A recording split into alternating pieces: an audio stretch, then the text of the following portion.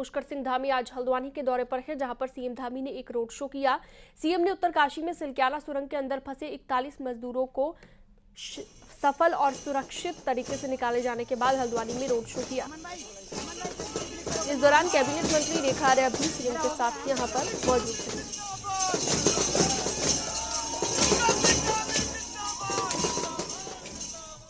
तो देख सकते हैं ये road show CM Pushkar Singh Dhami का। हल्द्वानी के दौरे पर है सीएम पुष्कर धामी और यहां पर उन्होंने ये रोड शो किया है। सिलक्याला में फंसे हुए 41 श्रमिकों को सुरक्षित बाहर निकालने का जो सफल ऑपरेशन किया गया, उसके बाद ये रोड शो हल्द्वानी में देखने को मिला। कैबिनेट मंत्री रेखा आर्या भी इस दौरान मौजूद रही।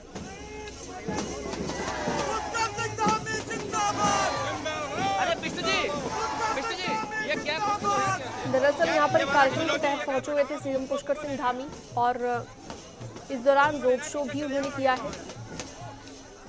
उन पर फूल बरसाकर और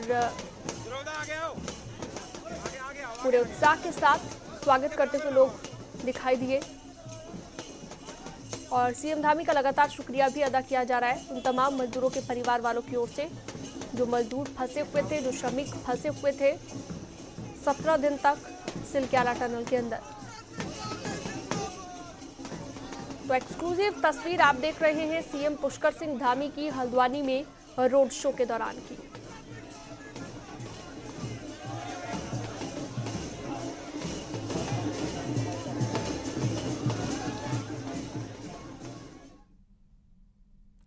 सीएम पुष्कर सिंह धामी आज हल्द्वानी के दौरे पर है, जहां पर सीएम प्रदेश भर को 713 करोड़ की विकास योजनाओं की सौगात उन्होंने दी है। साथ ही सभी जिलों की विकास योजनाओं को हरी झंडी उन्होंने दिखाई है। इसके साथ ही ईजा बैनी महोत्सव में भी वो हिस्सा लेंगे।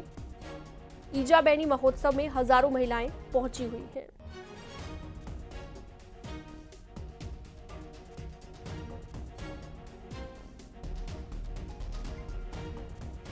तो हल्द्वानी के दौरे पर आज सीएम पुष्कर सिंह धामी, उनके साथ कैबिनेट मंत्री रेखा आर्या को भी आप देख सकते हैं।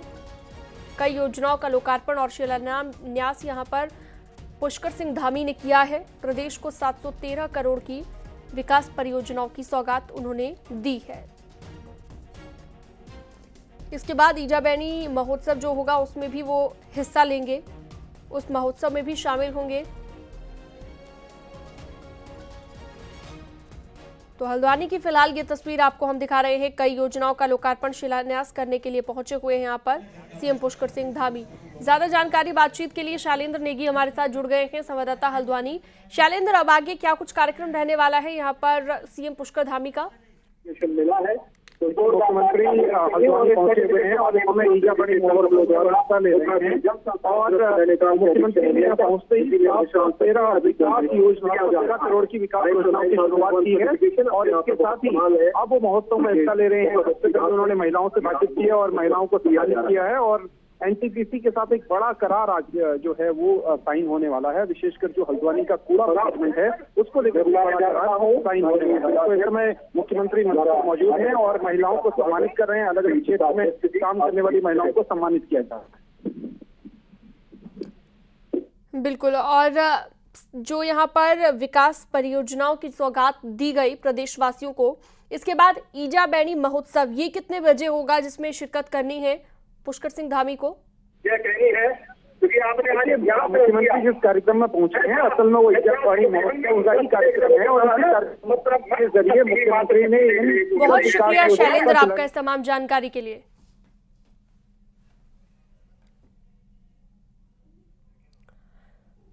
थोड़ी ही देर में मजदूर जा सकते हैं घर। जी हां, ऋषिकेश एम्स में मौजूद हैं। हेल्थ चेकअप पूरा हो गया है, सभी मजदूर पूरी तरह से स्वस्थ पाए गए हैं और इसके साथ ही आपको बता दें कि टनल में फंसे हुए थे 8 राज्यों के 41 मजदूर। सभी का हेल्थ चेकअप हुआ है और हेल्थ चेकअप के बाद अब थोड़ी ही देर में मजदूरों को उनके घर भेजा जा सकता है। 8 राज्यों के 41 मजदूर फंसे हुए हैं, सभी मजदूर पूरी तरह से स्वस्थ हैं और थोड़ी ही देर में वो अपने घर जा सकते हैं। ये एक बड़ी जानकारी, जो बड़ा अपडेट इस वक्त मिल रहा है। ऋषिकेश एम्स में हेल्थ चेकअप पूरा हो गया है और सभी मजदूर पूरी तरह से स्वस्थ पाए गए हैं। अब सभी को उनके घर भेजने की प्रक्रिया शुरू हो जाएगी। कुछ स्टेट्स के रिप्रेजेंटेटिव्स वहां पहुंचे हुए हैं और वो अपने अपने राज्य लेकर जाएंगे उन मजदूरों को जो अंदर फंसे हुए थे, जिस भी राज्य के जितने भी मजदूर फंसे हुए थे।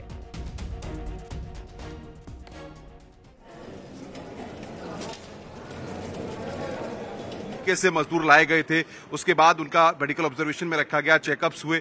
अब क्या रिपोर्ट है, कब तक उन्हें घरों तक भेजेंगे और क्या तैयारी आपकी है?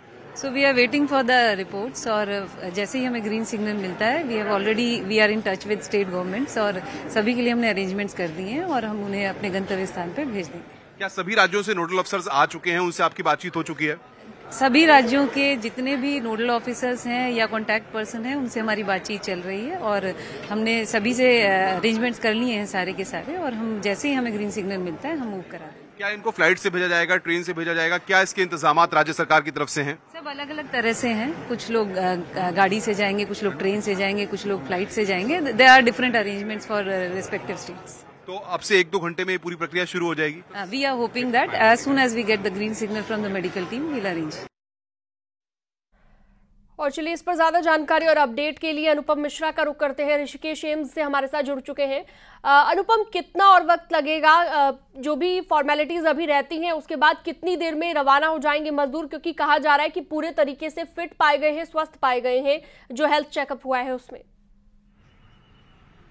बिल्कुल शीलम, देखिए इस वक्त हम ऋषिकेश एम्स में हैं। जो मरीज हैं 41 जो मजदूर हैं वो पूरी तरह से स्वस्थ हैं, किसी को कोई दिक्कत नहीं है, क्योंकि कल जिस तरीके से उनको यहाँ पर भर्ती कराया गया था उसके बाद उनके कुछ टेस्ट हुए थे, सुबह कुछ ब्लड टेस्ट हुए थे और सारी चीजें आपको बता दें कि इनको पूरी तरह से फिट पाया गया है। किसी भी मरीज में, किसी भी मजदूर में कोई वहां पर दिक्कत नहीं है। और सबसे बड़ी बात यह है कि जिलाधिकारी जो है देहरादून की, उनसे हमने एक्सक्लूसिव जो बातचीत की थी उन्होंने भी इस बात को कहा था और अब जो जानकारियां हमारे पास निकल करके सामने आ रही हैं, 2:30 बजे यानी कि 2 से 2:30 बजे के बीच में एक मेडिकल बुलेटिन यहां पर जारी होगा और उस मेडिकल बुलेटिन में जो एम्स ऋषिकेश के अधिकारी हैं, जो प्रबंध तंत्र है, वो यहां पर तमाम जानकारियां देगा और उसके बाद मजदूरों के जाने की प्रक्रिया शुरू होगी। 4 लेयर ये बनाई गई हैं, 4 प्लान तैयार किए गए हैं। जो एडमिनिस्ट्रेशन और साथ के साथ जो अलग अलग राज्यों से नोडल अफसर आए हुए हैं उनकी टीम यहां पर एक बैठक हुई, दोनों के बीच में कोऑर्डिनेशन कमेटी की एक बैठक हुई और उसमें ये बात डिसाइड हुई है कि 4 प्लान तैयार हुए हैं।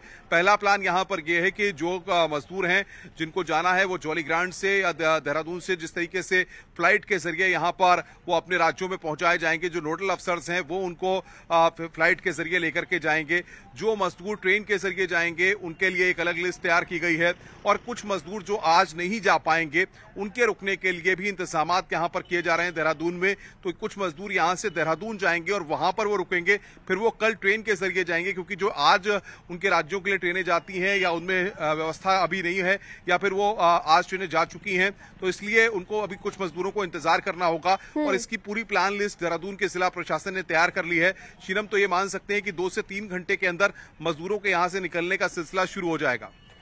ठीक है, आप बने रहिएगा अनुपम हमारे साथ। अपने दर्शकों को एक बार हम ये सुनवा देते हैं कि आखिरकार उन मजदूरों ने क्या कहा है जो मजदूर अंदर फंसे हुए थे। अब उनका चूंकि घर जाने का वक्त बहुत नजदीक आ गया है और कुछ मजदूर जो है घर जाने की पूरी तैयारी यहाँ पर उनकी हो भी चुकी है, उनका क्या कहना है वो आपको सुनवाते हैं। तो जा रहे हैं आप लोग?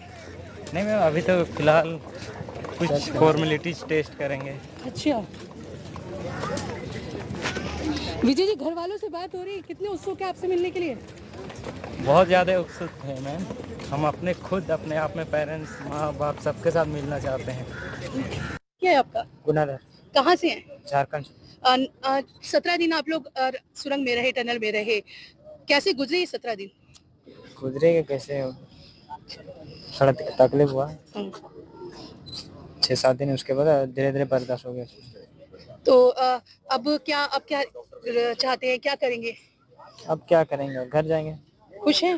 हाँ, खुश। सरकार की कोशिशों से संतुष्ट हैं आप लोग? हाँ, संतुष्ट हैं।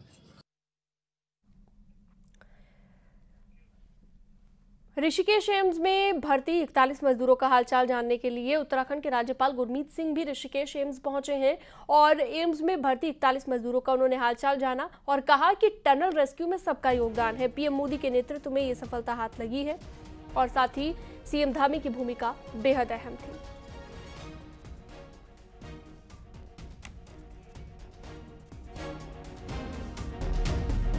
तो एम्स में भर्ती हैं 41 मजदूर अब जिनके घर जाने का वक्त नजदीक आ गया है और उन्हें घर भेजा जा रहा है, लेकिन राज्यपाल गुरमीत सिंह पहुंचे हुए थे। उन्होंने मुलाकात भी की है मजदूरों से और उसके बाद मीडिया से उन्होंने बातचीत की तो उन्होंने कहा कि सभी का बहुत महत्वपूर्ण योगदान रहा है। इसमें पुष्कर सिंह धामी की भी अहम भूमिका रही है।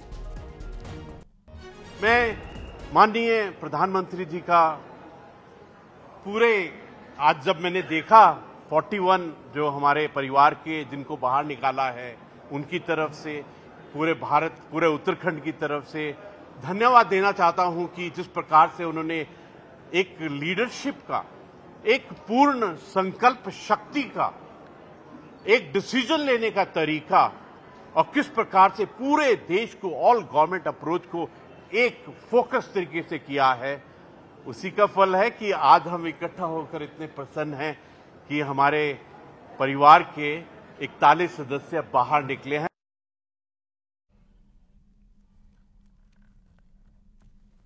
उत्तराखंड के नए कार्यवाहक डीजीपी का ऐलान हो गया है। आईपीएस अभिनव कुमार उत्तराखंड के नए कार्यवाहक डीजीपी होंगे और वो डीजीपी अशोक कुमार की जगह लेंगे। डीजीपी अशोक कुमार आज रिटायर हो रहे हैं। रिटायरमेंट के बाद अभिनव कुमार को डीजीपी की जिम्मेदारी